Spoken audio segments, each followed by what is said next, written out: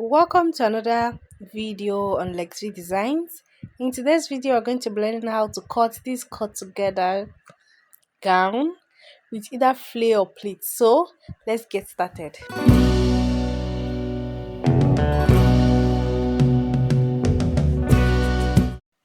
Now to do this, I have 2 yards of fabric. Okay, these 2 yards, and I already went ahead to cut out my flay. I've already made several videos on how to cut out a flay.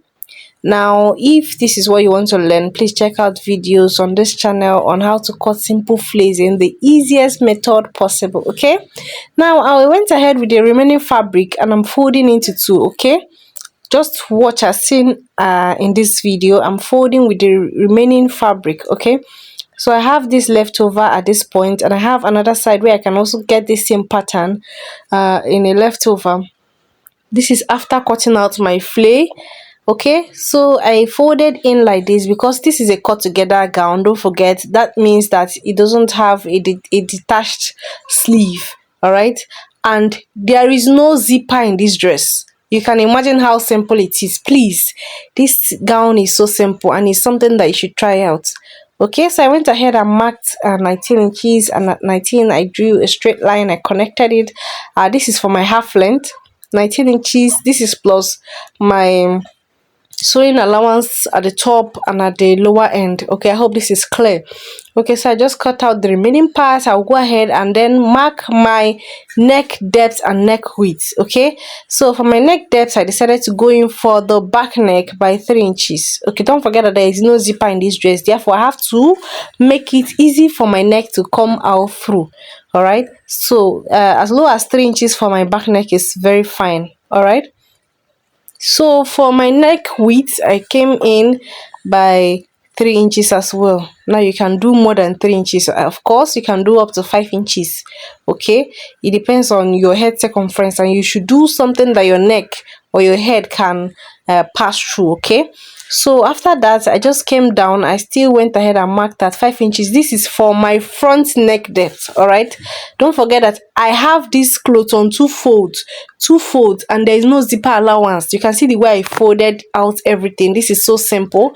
So I carved out both the neck depth for my back and also for my front as well. So I now went ahead and marked where my shoulder is supposed to start ordinarily, and that's at 7.5.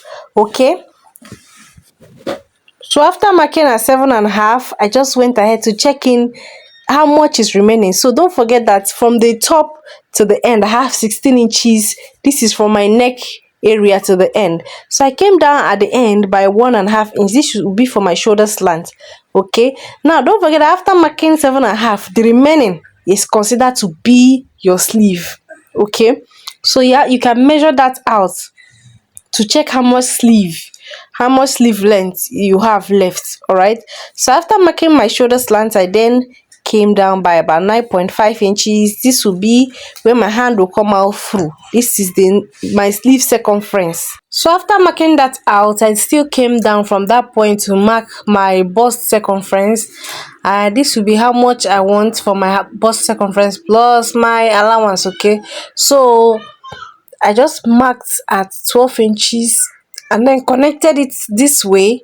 All right, now from this top end, I'm also going to mark my waist circumference and also mark it. So my waist circumference is about 11.5 inches. I will also mark it.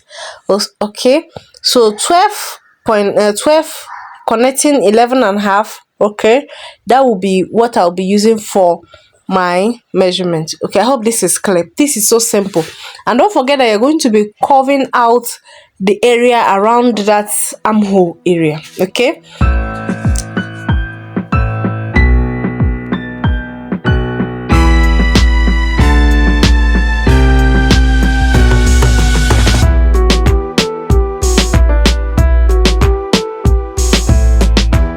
so I'm quickly cutting out the shoulder slants down to the neck areas.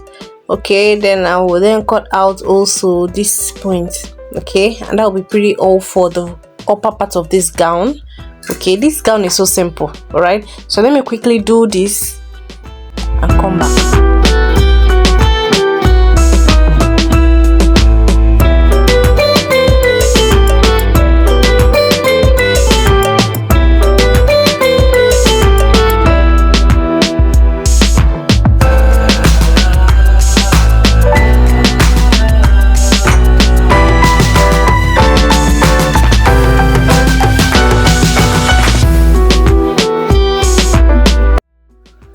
Now I'm going to notch where my dart is going to be. So from this end, I'm going to mark 5 inches. This will be for my dart measurement. Okay, this is actually if you want to have a dart, okay, but it's not compulsory to actually have a dart. So if you want to have a dart, you can start from the middle point and mark out your bust to bust, your nipple to nipple measurements, and that will be the area where you mark your dart. Now the next thing for this dress is that you're going to actually quickly measure out the circumference for your sleeve. Okay, but before you can do that, okay, you have to join the areas, and that's totally optional. If you want to still do it one after the other, that's still fine. But what I'm going to do is that I'm going to join. In fact, let's just do it one at a time so that you can get what I'm doing. So first of all, I'm just going to fold out my sleeve.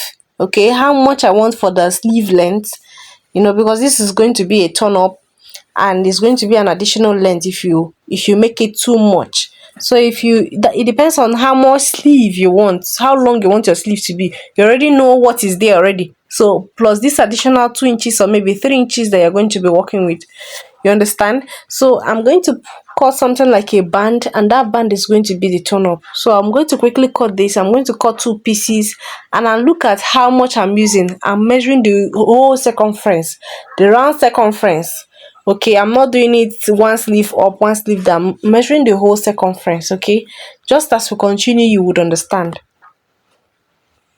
Now I'm going to cut this out and then keep it aside.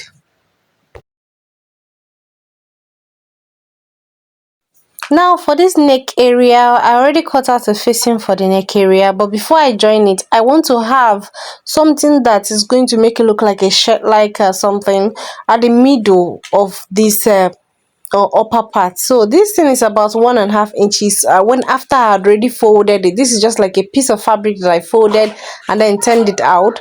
Okay, then I'm going to be placing it at the middle of this cloth. Okay, just as seen, and I'm going to run a stitch sideways on both side. Okay, so that you can even actually put a button.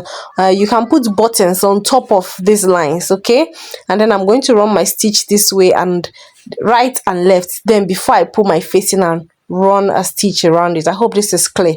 Okay, so after doing this, I'm going to now go ahead and place the back of my clothes. Please, I'm going to place the back of my clothes before putting these turn-ups. Okay, I'm going to also show you how to do turn-ups for a gown. Okay, for a shirt's hand. Okay, so this is it. After I had already stitched up the two sides and then also turned out the neck area.